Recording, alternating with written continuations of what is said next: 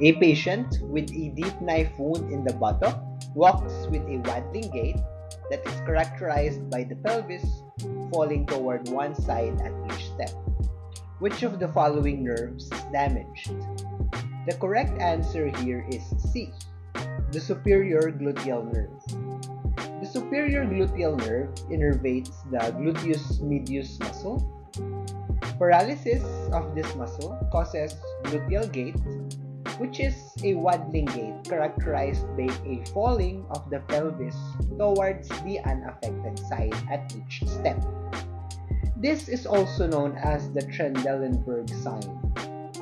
The pelvis drops when lifting the leg opposite to the weak gluteus medius.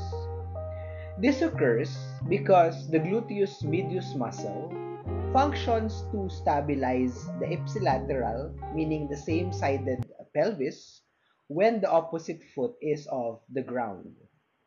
As for the other choices, the obturator nerve innervates the adductor muscles of the thigh.